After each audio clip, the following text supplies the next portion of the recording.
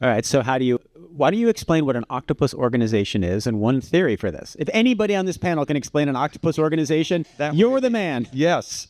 Yes. So look, the octopus is remarkable for many things. It's hyper adaptable, but for AI, it is such an apt analogy because an octopus actually has 9 brains.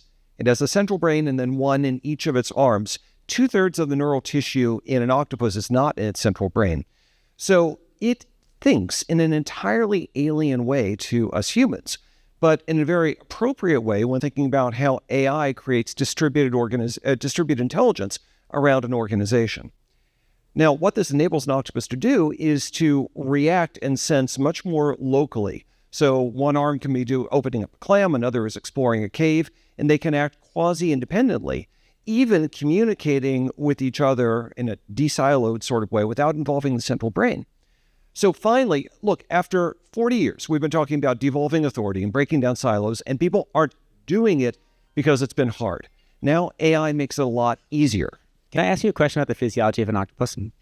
What happens if one arm is like eating the clam and it's like really excited, like good clam, and like it knows that there's like a lot of clams, right? And the other arm is like in a cave and suddenly there's a shark and shark bites arm. So you have one arm that's like, let's stay here and eat the clam, and the other like, let's get the hell out of here. But there's no central brain to decide what happens. So one of the best things about my job is I get to watch a lot of videos on YouTube of octopuses.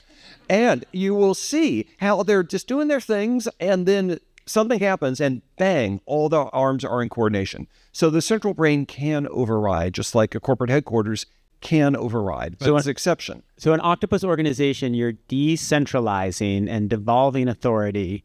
You're letting organizations have more power because like marketing can do some sales can do some marketing. They're kind of each maybe competing with each other in like their little clam caves. But then if something goes really wrong, HR and the CEO jump in action. That's right. So it's a much more coordinated, fast-moving, adaptable way of organizing.